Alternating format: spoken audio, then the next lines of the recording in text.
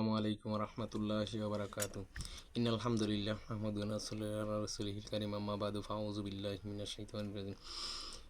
প্রিয় উপস্থিতি, দেশ এবং দেশের বাইরে যে যেখান থেকে আমার কথাগুলো শুনছেন, কথাগুলো খুব কঠিন এবং তিক্ত, কিন্তু এরপরও সত্য কথাগুলো হজম করতে আপনাদের খুব কষ্ট হবে, এরপরও কথাগুলো মানতে হবে।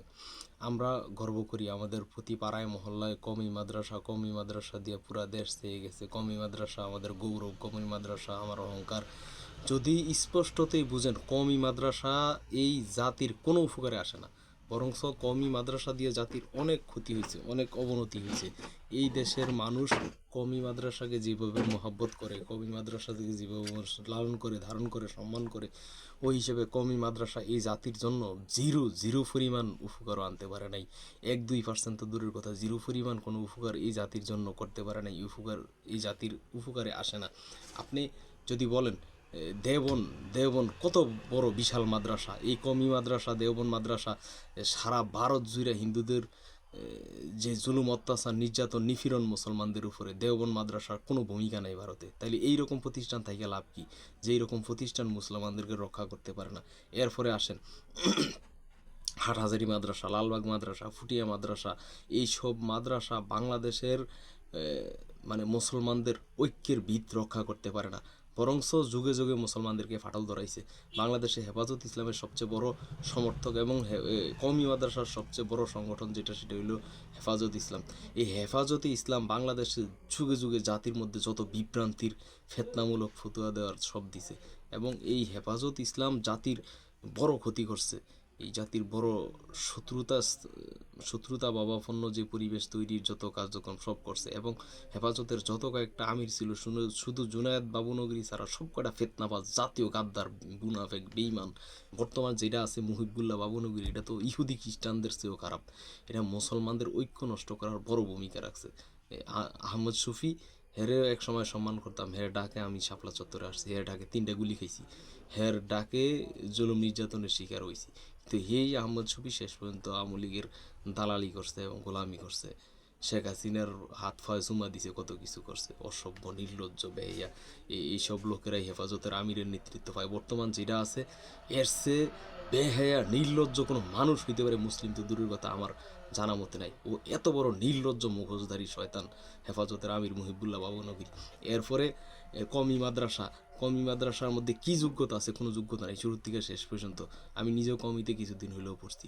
এতটা মানে নির্বোধ, এতটা আহাম্মক টাইপের প্রতিষ্ঠান কওমি মাদ্রাসা।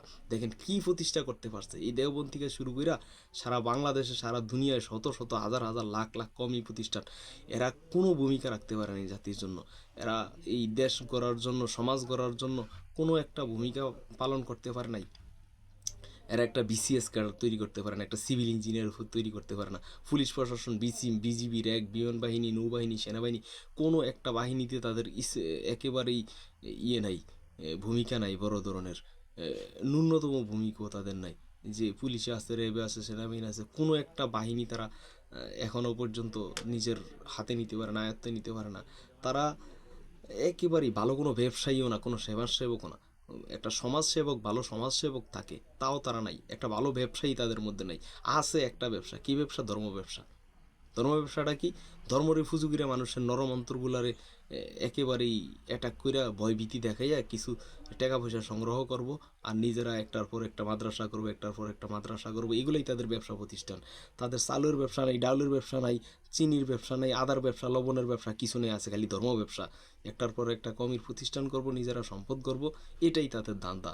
আর ছাত্ররা ভর্তি করতে পারলে আজকে এই পরীক্ষা, কালকে ওই পরীক্ষা, পরশু দিন ওই পরীক্ষা, এই ফি ওই ফি, এই চাঁদা ওই চাঁদা।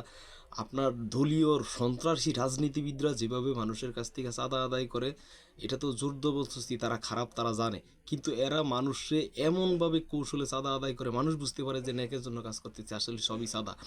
এরপরে আসেন, কওমি মাদ্রাসার 2টা অবদান সবচেয়ে বেশি আছে। একটা অবদান কি? একটা অবদান হইল ভিক্ষা। জায়গায় জায়গায় ভিক্ষা মাহফিল করতে, ভিক্ষা মাদ্রাসা করতে, ভিক্ষা বেতন চালাইতে, ভিক্ষা প্রতিষ্ঠান ভর্তুকির জন্য ভিক্ষা, শুধু ভিক্ষা আর ভিক্ষা। কওমি মাদ্রাসা মানেই ভিক্ষা, ভিক্ষা মানেই কওমি মাদ্রাসা, কওমি মাদ্রাসা মানেই ভিক্ষা, ভিক্ষা মানেই কওমি মাদ্রাসা। আমার কথা তিক্ত হইলেও সঠিক। মানেন আপনার, আপনি এই দুনিয়ায় মানেন না মানেন, পরকালে ঠিকই মানতে হইব। আরেকটা শিখাইছে কি? বেদাতি আমল। কওমি মাদ্রাসা মানেই বেদাতি, বেদাতি মানেই কওমি মাদ্রাসা। এমন কোনো কওমি মাদ্রাসা নাই যে বেদাত নাই, আর এমন কোনো বেদাত নাই যে কওমি মাদ্রাসায় করেনি।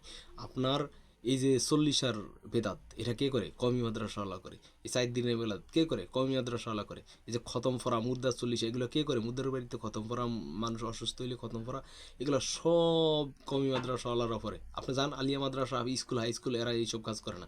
আপনার ওই যে খতমে খাজগান, খতমে নারিয়া, দুরুদে হাজারি, দুরুদে, এগুলো সব কওমি মাদ্রাসার শয়তানির আবিষ্কার। কওমি মাদ্রাসা মানেই ইসলাম, প্রকৃত ইসলামরে ধ্বংস করে দিয়া একটা ফায়তারার ইসলাম জনগণের হাতে ধরাই দিয়ে খালি টাকা পয়সা খাওয়ান্তি।